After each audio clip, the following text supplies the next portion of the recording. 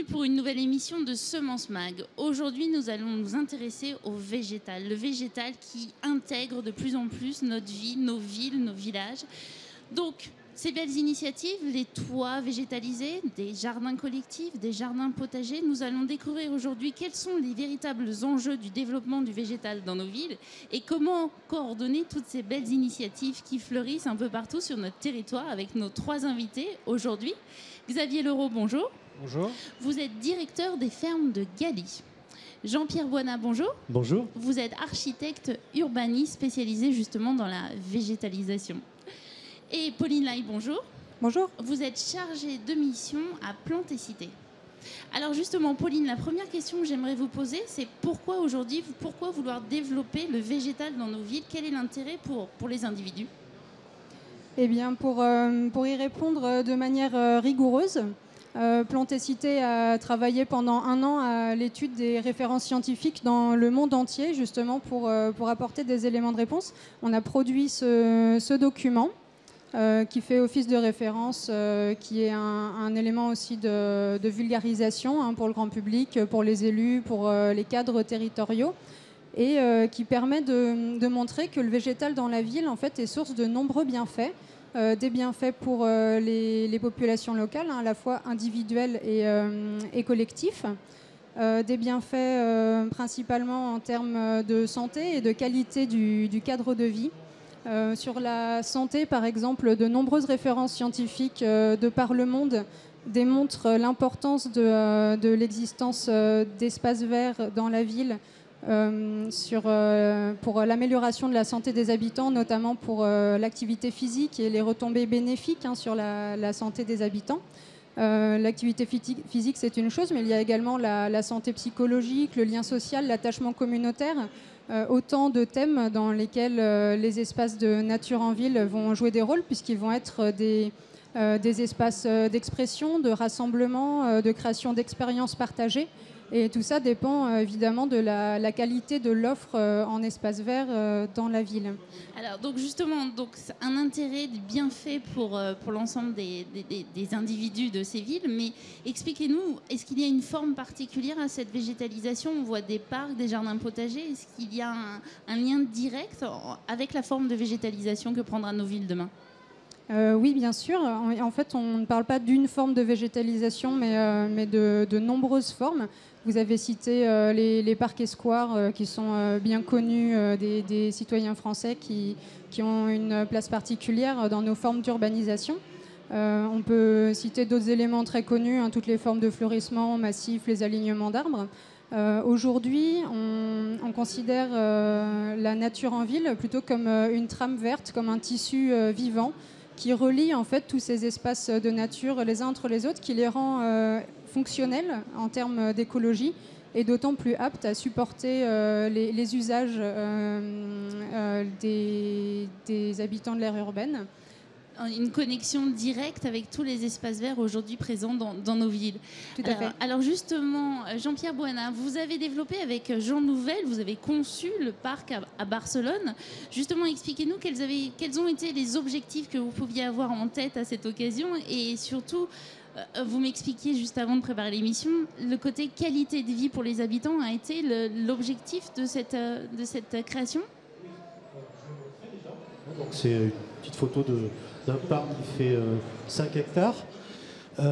C'est un jardin public au sens classique, très très végétalisé, qui s'adapte au climat de Barcelone. Parce que c'est un parc d'ombre, c'est un parc de loisirs, c'est un parc de méditation. Il est complètement refermé par une enceinte végétale de bougainvilliers. Donc il protège en fait les gens qui s'y promènent. Il les protège du bruit de la ville. Donc j'en viens en fait tout de suite au fait que je pense que ça c'est quelque chose que j'ai fait, que j'ai réalisé en 2008. Donc ça date déjà un petit peu. Par la suite, je me suis intéressé à d'autres formes de végétalisation. Mais je pense qu'on en parlera par la suite. Mais ce que je veux dire par là, c'est qu'on sent dans la société, et notamment la société française, un besoin croissant en fait de retour à la nature. Comme par exemple, je lisais en janvier, là, dans Le Monde, il y a un article qui parlait en fait de 44% des Français qui veulent retourner à la campagne. Donc ça, c'est significatif voilà, de l'ère du temps, mais pas que. Je pense que c'est un changement progressif de la société, un basculement.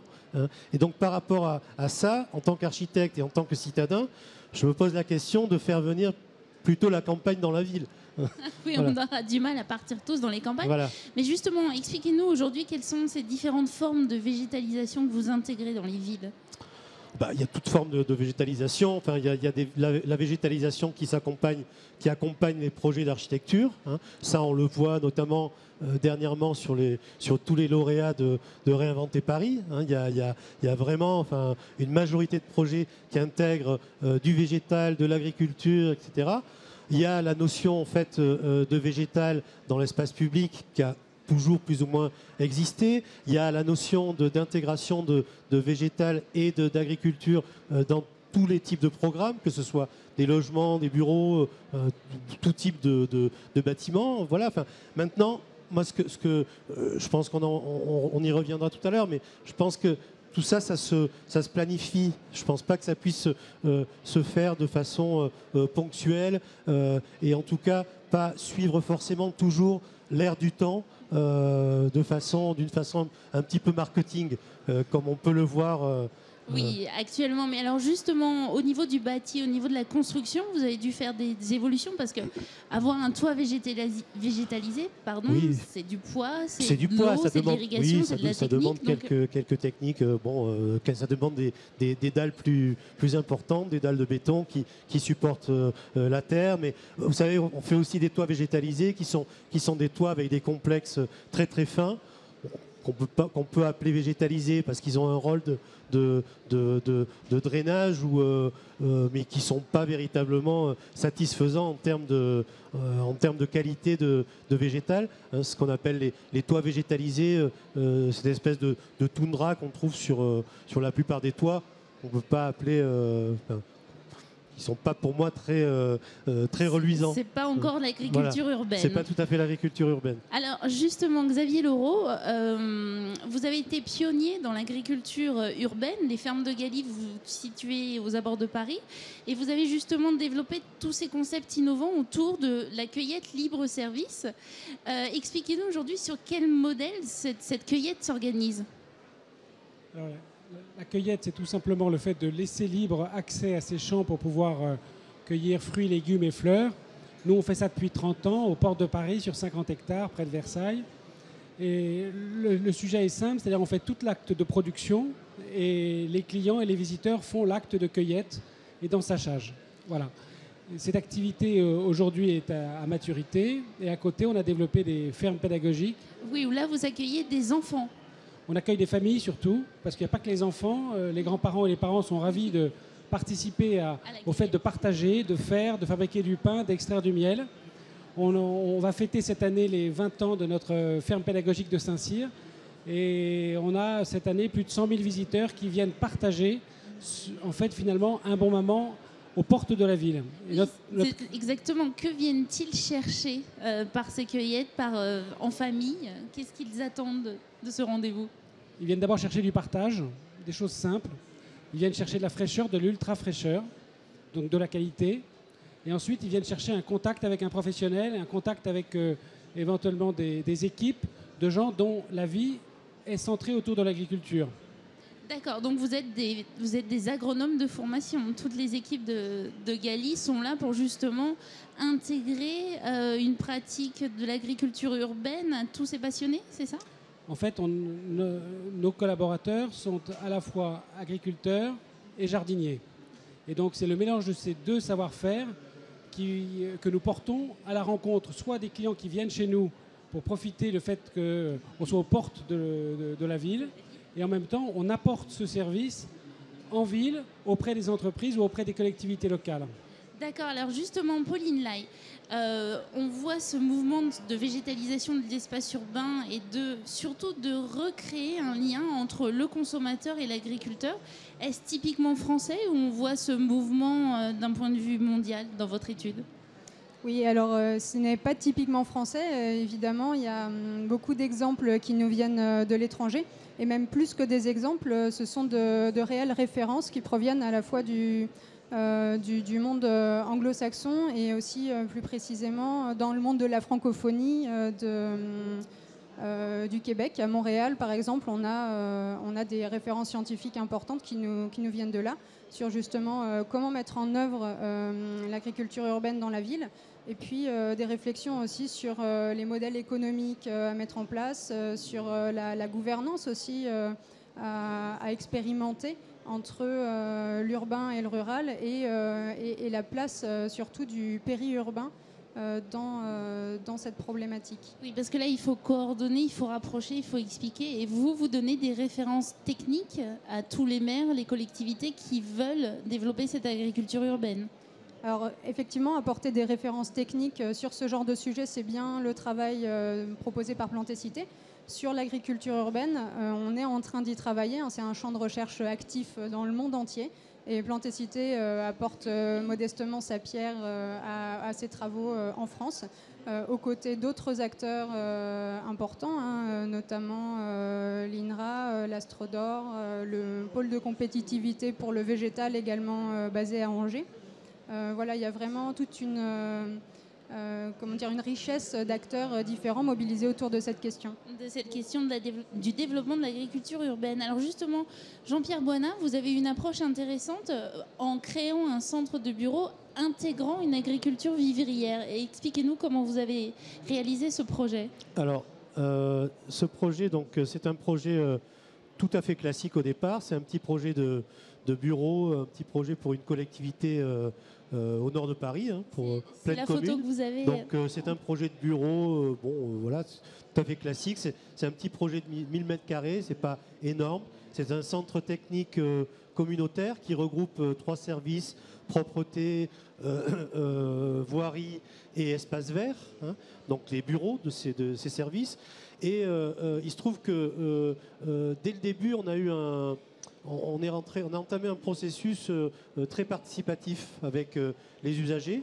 Donc on a beaucoup parlé du programme de ces bureaux, on a beaucoup parlé des fonctions, et on a fini aussi par parler des abords, puisque au départ, moi j'avais conçu un projet paysager tout à fait classique, très ornemental. Et au gré des discussions avec les usagers, il y a eu vraiment une vraie volonté, je dis, parce que ça a émané réellement des usagers. Ils ont décidé de planter, de cultiver des légumes, d'avoir des poules, d'avoir des fruits et de se relayer à l'usage pour pouvoir bénéficier de ces produits. Donc aujourd'hui, il y a une organisation qui s'est mise en place. Il y a une organisation interne qui s'est mise en place. Chacun son tour récupère ses œufs, chacun son tour fait un peu d'arrosage, fait la maintenance et l'entretien de ces espaces cultivés. Donc voilà. Le résultat, en effet, de belle production. Alors justement, Jean-Pierre Boinat, pouvez-vous nous expliquer quelle est la place aujourd'hui de l'agriculture urbaine par rapport à l'ensemble de nos agricultures en France? Petit, grand, en développement? Moi, je dirais qu'il y a un phénomène de mode qui est lié à la ville. Je ne veux pas créer de polémique stérile. Moi, je n'ai rien contre le phénomène d'agriculture urbaine dans la ville. Ce qui me chagrine un petit peu dans ce phénomène, c'est que j'ai toujours l'impression que ça émane de la ville, et ça ne sort pas de la ville. Donc c'est un petit peu la ville qui se retourne sur elle-même. Et par rapport à ça, c'est d'ailleurs en grande partie moi ce qui m'a amené à réfléchir et à prendre position aussi. Prendre position plutôt du côté de l'agriculteur. et pas du côté du citadin, même si le citadin a tout à fait le droit de planter des tomates chez lui ou de participer à de la culture dans un jardin partagé. Mais je pense vraiment que pour moi, ça reste un phénomène de mode qui est pérenne, hein, qui est quand même qui prend racine, mais qui ne s'appuie pas sur une réflexion, je dirais, sociétale, qui pourrait être une vraie réconciliation entre la ville et le monde agricole, donc la campagne, hein, puisque historiquement, la ville est née de l'agriculture. Donc moi, je pense que l'agriculture doit revenir dans la ville, mais par les agriculteurs. Voilà. Alors justement, Xavier Leroux, c'est le travail des fermes de Galie, justement de réassocier consommateurs et agriculteurs. Vous accompagnez aujourd'hui les collectivités locales dans leurs projets de végétalisation. Pouvez-vous nous dire aujourd'hui si ces projets ont un avenir ou risquent de peut-être un petit peu encore stagner? D'abord, nous ne sommes pas seuls. Il y a un grand nombre d'acteurs qui réfléchissent comme nous sur le sujet de l'agriculture en ville. La seconde chose, c'est qu'on ne s'intéresse pas que aux collectivités locales, mais on s'intéresse beaucoup aux promoteurs, aux entreprises privées qui, elles, sentent bien que là, il y a un défi pour les populations qui sont les usagers des futures constructions. Et la troisième chose, je pense qu'il y a trois usages. Il y a un usage récréatif et il y a un usage social. Et ça, très clairement, on voit bien que le paysage ornemental a une migration vers des fonctions récréatives et sociales, de façon à ce que les gens soient plus en lien dans les quartiers et que le parc public de proximité soit aussi un parc partagé, un parc où on y fait des choses. Et pour ça, l'agriculture urbaine est une réponse parfaite. En plus, elle est intelligente, pédagogue, etc. La deuxième chose, c'est est-ce qu'il y aura une place pour une agriculture urbaine Oui, justement, est-ce qu'il y a des freins aujourd'hui productive en ville? Est-ce qu'il y aura une nouvelle filière intra-urbaine, comme ce qu'on a connu jusqu'à la fin du 19e siècle, qui sera puissante pour amener une ultra-fraîcheur au plus près des consommateurs et réduire, je dirais, la fragilité des villes par rapport à un approvisionnement extra-métropolitain ou bien au-delà de la capitale. Voilà. Et là, la question est beaucoup plus sensible parce qu'elle repose sur des questions de filière, des questions d'acteurs et des questions d'investissement. C'est-à-dire que là, aujourd'hui, tout est en train de se mettre en place, de se coordonner. Donc justement, Jean-Pierre Boisnin et Xavier Leroux, j'aimerais bien savoir aujourd'hui quels sont les freins au développement de cette agriculture urbaine. Jean-Pierre Boisnin ? Je pense que le frein, c'est tout simplement les terrains, enfin le foncier, quoi. Même la réponse de l'architecte et de l'urbaniste. Même si on sait produire hors sol, hein, par divers systèmes, d'ailleurs qui sont expérimentés de façon remarquable dans la ferme de Galie, justement. Moi, je pense qu'on ne pourra jamais imaginer, pour moi, hein, je me trompe peut-être, que l'agriculture pourra pallier à la pauvreté alimentaire. L'agriculture urbaine. L'agriculture urbaine en tant que telle. Elle peut y contribuer, mais elle ne peut pas remplacer l'agriculture au sens large telle qu'elle est pratiquée dans les campagnes. Bien sûr. Alors justement, Xavier Leroux, on parle d'innovation, on parle d'high-tech même, c'est-à-dire qu'aujourd'hui, il faut apporter de nouveaux outils pour cette agriculture urbaine. D'après vous, quels sont les freins au développement aujourd'hui de cette agriculture ?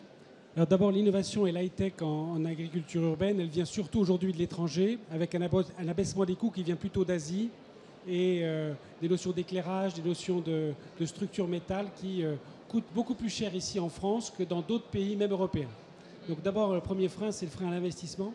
Le deuxième frein, c'est probablement un frein technique, et c'est là où le GNIS, avec ses innovations sur les semences, etc., peut être utile, parce que probablement, on va voir se développer différentes filières. La filière des légumes feuilles, qui, eux, trouvent assez facilement, par les innovations techniques, une place dans des cultures sous étage, sous lumière artificielle, à condition qu'il y ait une acceptation par la société de ce type de production. Voilà. Puis ensuite, tout ce qui est légumes racines, forcément passera par des solutions périurbaines, en plein sol, etc. Parce qu'il n'y a pas de réponse aujourd'hui par des systèmes d'hydro ou d'aquaponie. D'accord, donc des variétés adaptées à chacune de ces initiatives, pardon.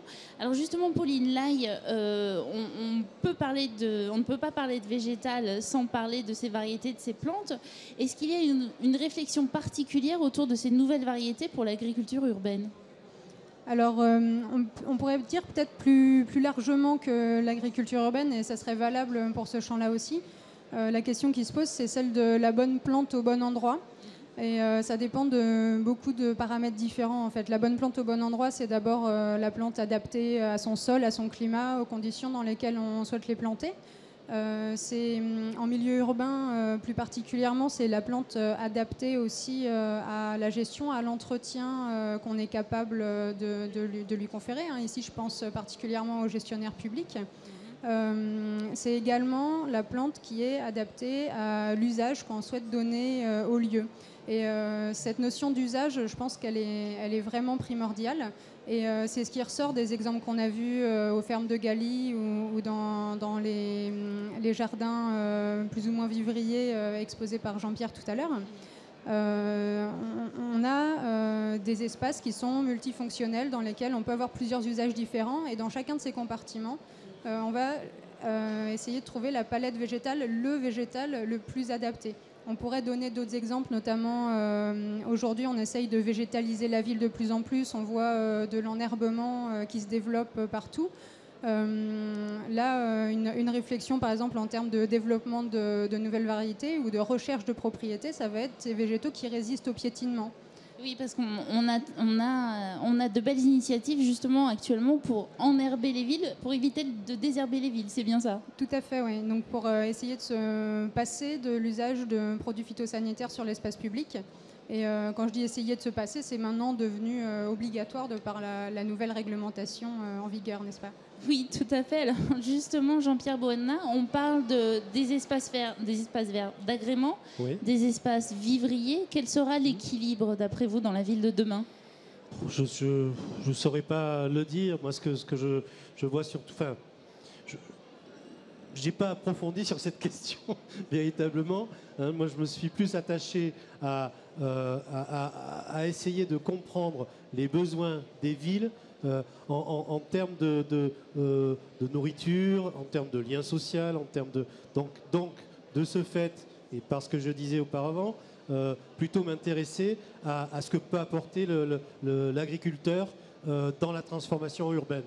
D'accord, d'intégrer plus les pratiques, les connaissances agricoles. Xavier Leroux, justement, ces nouveaux acteurs, de nouvelles démarches, de nouveaux acteurs, quels sont-ils ? Qui sont-ils, ces acteurs ? D'abord, ils viennent de partout, parce que la question de l'agriculture urbaine, elle intéresse aussi bien des jeunes qui sortent de formation que des gens qui sont en changement de vie à 30, 40, même 50 ans. Donc, la question numéro 1, c'est qui accepte de rentrer dans les facteurs clés de succès du monde agricole, c'est-à-dire la patience, c'est-à-dire accepter les contraintes extérieures, et c'est-à-dire savoir qu'on travaille avec du vivant et qu'on n'en est pas maître en totalité. Donc une fois qu'on accepte ça, on rentre dans un état d'esprit et clairement, on ne pourra trouver, filière solide que si on trouve acteurs durables dans ce secteur. D'accord, très bien. Merci beaucoup pour toutes ces explications. On se retrouve demain pour une nouvelle émission de Semence Mag. Et d'ici là, n'oubliez pas, la semence est au cœur de la vie.